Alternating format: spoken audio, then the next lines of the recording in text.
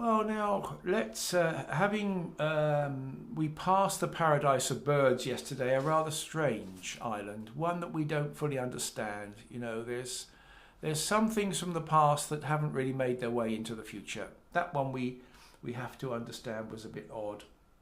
So now they come as they're sailing along. They visit one or two other islands. As they're sailing along, I'm just reading from the Navigator here myself.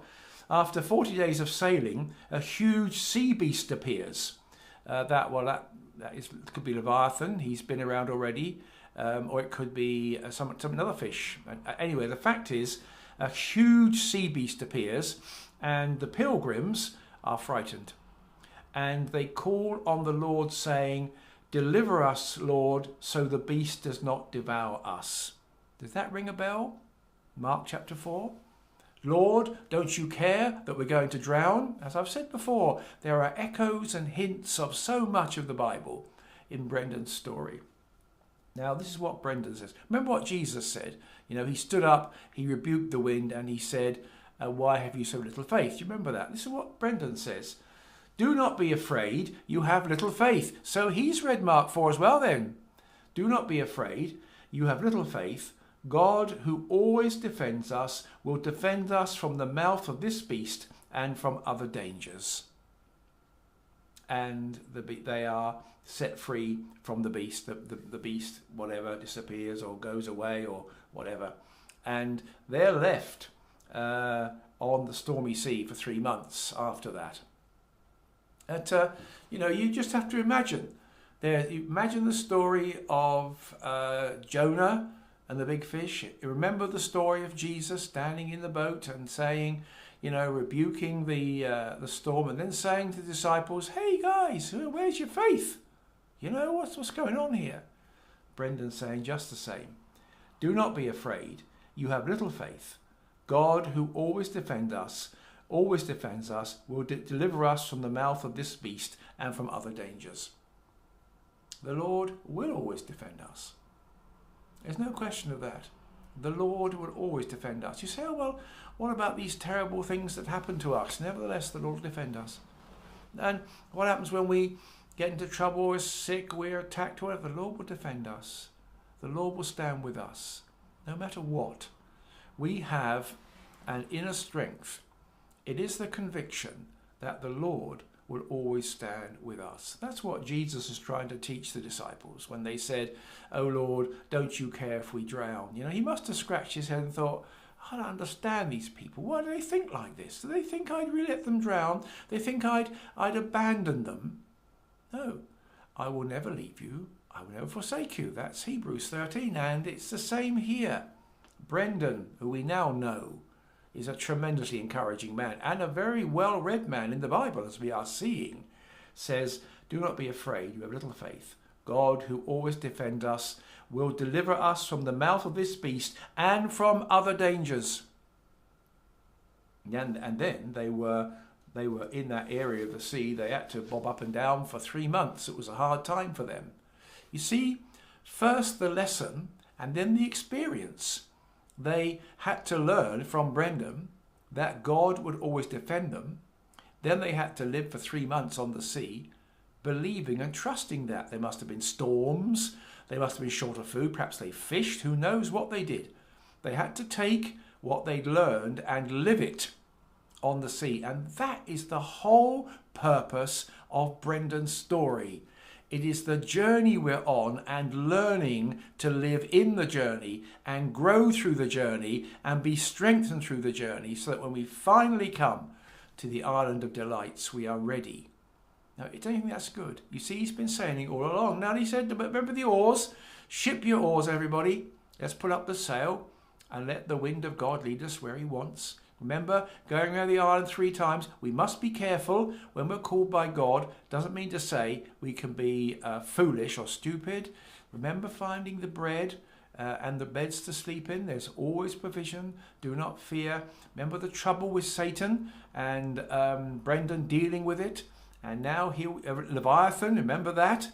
And how he remained in the boat so he could pull them back. We must live in the ship. We must live in the boat of the church. We mustn't live outside. And now Our God will always defend us, yes, but we have to live in that conviction. So it wasn't like from this terrible beast, 2 minutes later they were on the island having a McDonald's. No. They had to journey on for 3 months in the sea and learn that the God that will always defend them will defend them, even when they seem to be, well, it must have been a hard time, mustn't it? 14 of you in a boat with not much, perhaps catching fish, perhaps catching seaweed, who knows? Storms and dark nights. No. Brenden is beginning to push into our spirit. It's about the journey. The Christian life is about the journey. What we learn on it and how we manage it. And we grow through it. Now, some of us have been on Chatterbox in the morning, and we've been learning about Moses, haven't we? And how his character has developed from that man that turned God down 5 times to a man that can plead for the whole of the nation and offer his own life as a sacrifice that God might have mercy. And like Moses, Brenden and his friends are growing through the journey. And we have to grow through the journey. And sometimes circumstances aren't very nice. It's not much fun finding yourself about to be eaten by a beast in the middle of the sea. I can't think that's a great joke. Sometimes it's not easy. But we have to learn through those as well. Nice to learn on the island of sheep, wasn't it? That there was a house and bread and beds. That was lovely. Not so much fun to be cast adrift in the wild ocean knowing that there's these beasts around that could eat you. But we have to learn from those as well. It is about the journey. It's about being equipped for the journey. And that's what Brenden is trying to teach us. Learn from the journey. It will bring you finally to the island of delights. Now, I think that's very good, don't you? Let's move on then. Next island. There are lots of islands. I was saying earlier, before you came on, there are lots of islands, but there is, I'm picking out the ones I think help us the most. And the next island I'm going to talk about is the island of the 3 choirs. Let me just read it to you. I'm not reading the whole. I have abbreviated the Navigacio for us. So, if you buy the book, you'll see a lot more. They approached an island. Brenden approached an island where there are 3 choirs. One of boys, one of youth, and one of elders. Brenden prophesies and so on and so on. Now, we'll leave that out. Then this bit. They sang all day. And at evening, a cloud of extraordinary brightness covered the island. The next day, Brenden and his pilgrims departed, except for the latecomers who stayed behind. Now, what's going on here? They arrive at this island where there are these choirs, one of boys, one of youth, and one of elders. I suspect he's thinking of the choirs in his monastery. Perhaps that's how they structured their choirs. Who knows? There's a little bit of stuff, but the key thing is this. They sang all day. They worshipped all day. And at evening, a cloud of extraordinary brightness covered the island. The glory of the Lord came down. He came down into the worship. And I think this is a lesson that I'm learning and relearning every day. That the journey is like passes through an arch of worship. All around me, all the time, is worship. Because the spiritual world is around me, isn't it? And the spiritual world, its primary function is to worship. So I am journeying my journey within the worship of heaven. This is wonderful. It means that we're never outside of the worshipping community. Even when we're sleeping, eating, on the bus, on the traw, at work, in the market, sweeping the house, whatever. We are in an arch of worship. That's a wonderful picture, isn't it? And so our days must be filled with worship also. We must take every opportunity during the day to recall the greatness of the Lord and to worship him. I was walking down, I often walk from my home here. There's a gym about 15 minutes away. I belong, and this is an agricultural area. I walk past the fields where the sheep are and where the sky is beautiful and the trees are beautiful. And every time I pass along, I worship the Lord for his glory. For a few moments, I see the arch and I feel it. We should develop the practice of worship, of looking for opportunities to worship him. I saw a mother with a young baby yesterday. I worship the Lord for that beauty. And on and on and on and on, all the time. The arch of worship is there, and occasionally you'll feel it. You'll sort of put your head into it, this side or that side. Learn to move forward in a spirit of worship. Takes a bit of practice. If you don't have, sometimes you may have worship songs. Sometimes you may just hum.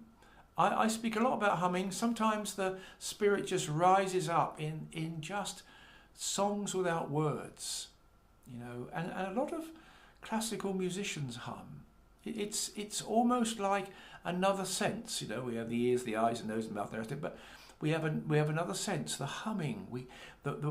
Something rises up from our spirit into the world.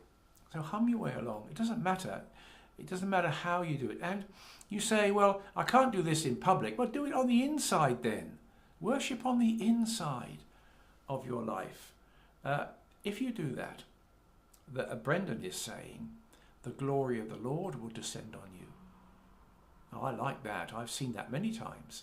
I've seen it in the spiritual. I've seen it in the physical. I think watching the sun go down in Manila in the Philippines, the glory of the Lord was certainly in that sunset, and the light of that sunset was touching me. My face was alight with that sunset, and the glory was in the sunset. The glory is often in the sea. The glory is in the trees. The glory is in people around us.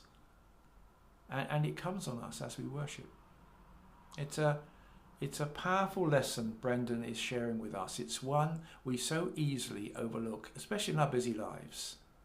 But he worshipped all day, and the glory came in the evening. And the arch of worship, I would say tunnel, but that's not quite the right word. That has an enclosing feeling. But the arch of worship stretches out ahead of you. From this moment on, 8:13 British summertime, the arch of worship stretches into the night and then into the next day. And we should live in it. And we should try to echo it in our lives, in our spirits. We can be fairly sure that in the boat, Brenden and his monks were forever worshipping the Lord. Now, don't you think this is a wonderful lesson? Don't you think that not just that we should be worshipping all day, but that we live in the arch, inside the arch of worship, and that we can touch that arch anytime we like when we worship. And the worship can come any way. You may have a favourite chorus, you may hum, you may nothing, but the worship rises up and changes every day. Now this is Revelation 5:13 and 14. This is the John writing this. I heard every creature in heaven and on the earth and under the earth and on the sea and all that is in them saying, to him who sits on the throne and to the Lamb be praise and glory, honour, glory and power forever and ever. The four living creatures said, Amen, and the elders fell down and worshipped. There it is, the arch of worship. John saw the arch of worship, and we should do the same. I think Brenden is very keen that we should do just the same. It's just so nice, isn't it? The Navigator is just nice. There's no other word for it. Just lesson after lesson, good lessons that will strengthen us in our faith and help us on our journey. That's why I like him so much. Now, after their 3 months of being on the sea, they went to one or two other islands, but this is one in particular that they came to. It's called, it just says this in the Navigator. We came to an island and the wind blew us on to a rocky, barren island from which came the sounds of hammer and anvil. Filled with apprehension, Brenden and his companions made a valiant effort to row away. But an islander appeared out of the forge and threw a huge piece of slag, that's a huge rock, that's left over from the forging, hot at them. It flew over their heads, and when it fell into the sea, the water boiled and hissed. Other islanders rushed to the shore, likewise throwing slag at the boat. The water around the island steamed like a furnace, and a horrible stench arose. Brenden informed his companions that they were on the edge of hell. Now, what's this all about? What's going on here? What Brenden is saying to us is that we have to be careful as we journey on, because Satan is ever ready to throw things at us and to destroy us. It is war. He's rowing along. They come near an island. It looks pretty bad and barren. Before they know it, this giant creature is throwing something at them to kill them. We have to make note of that. The enemy that we're against is out to kill us. He is a thief. He comes to kill and steal and destroy. He has no morals of anything. He will kill. And this particular picture of this man hurling this blazing great red hot lump of rock at the boat to hit it, to break it, to destroy it, that they might be destroyed, is what it's about. The journey is really war in many ways. It is a ceaseless battle against the world, the flesh and the devil. Aren't you glad you're safe in the boat? I'm glad I'm safe in the boat, because all around us is not so good. And this is a hard thing for us to understand. If you do not give your life to Christ, then you are living on a stony, barren island which will kill you, and the enemy will have no thought about it. Now, you think, oh dear, it's all been nice things so far. No, it hasn't. The journey can be bumpy and stormy and twisty and turny all the time.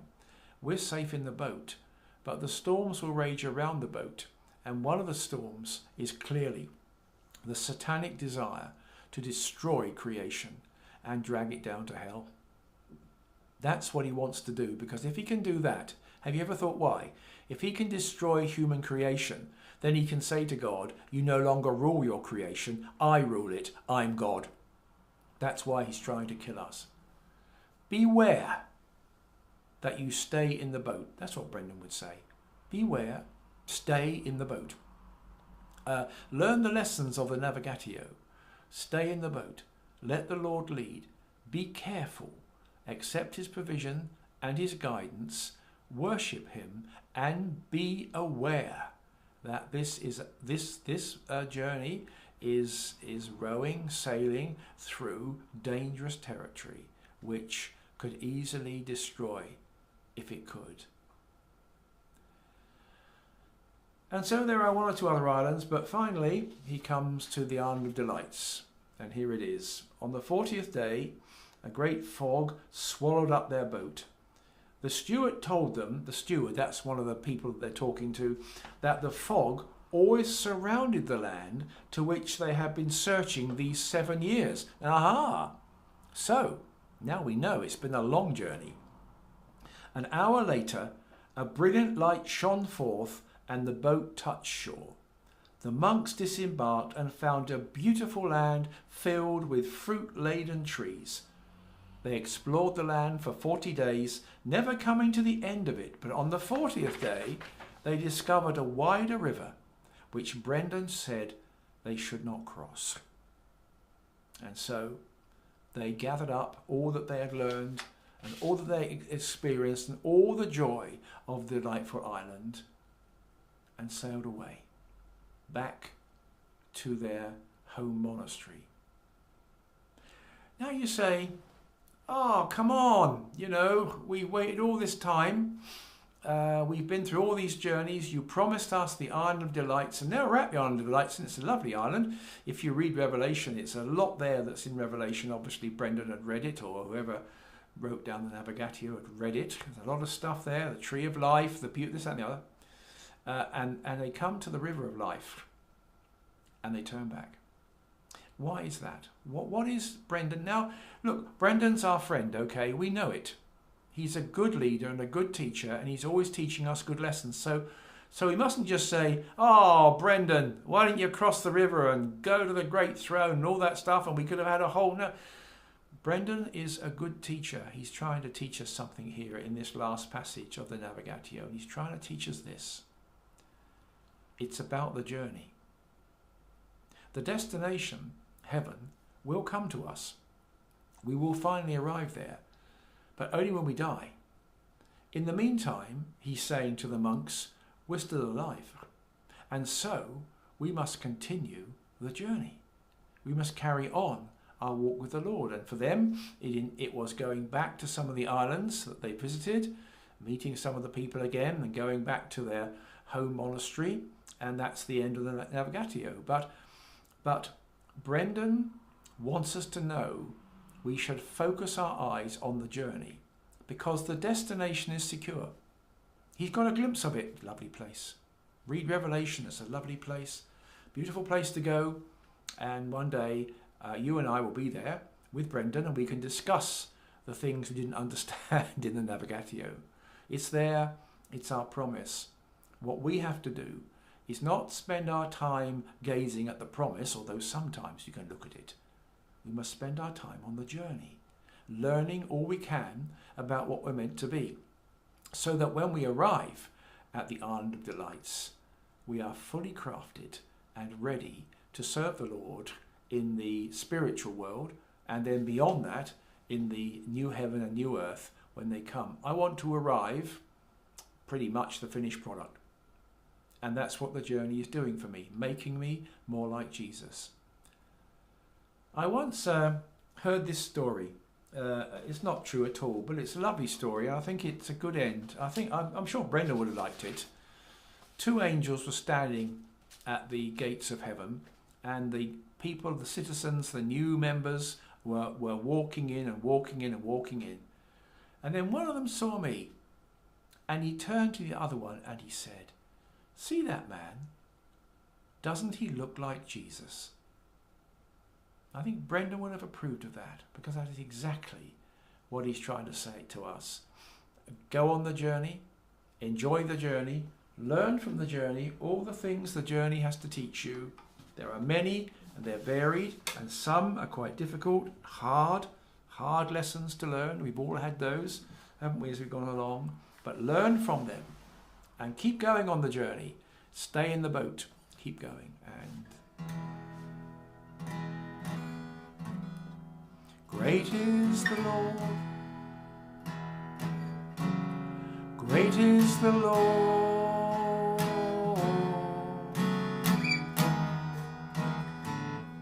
And worthy to be praised.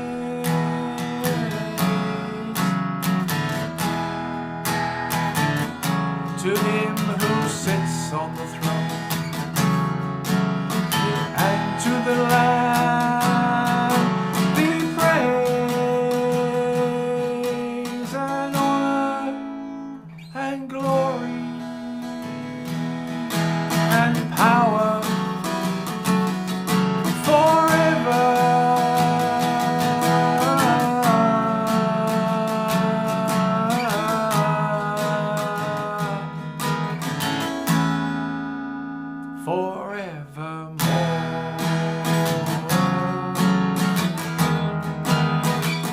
Unto the Lamb, unto the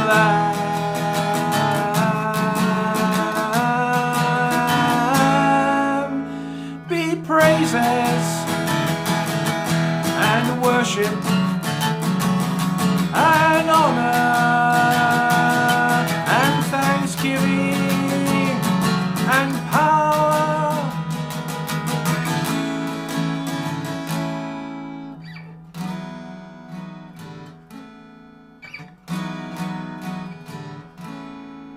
And glory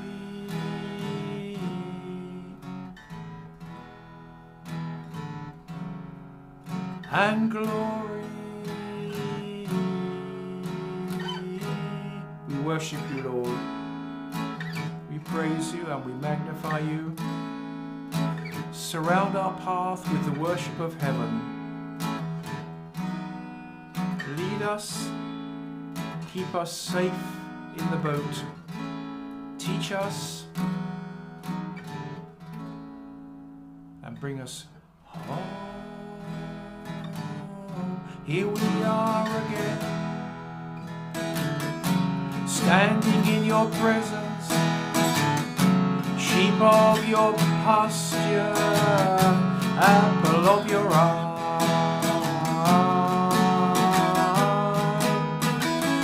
We are your trophies of your cross. We are your children of your kingdom, and we worship you. Worship you.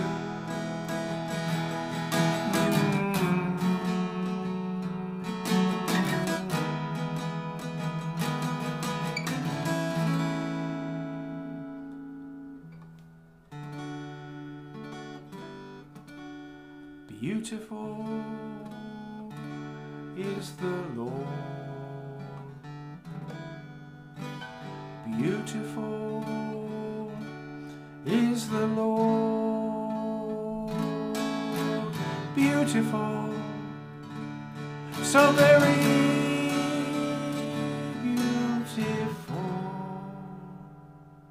Oh, beautiful.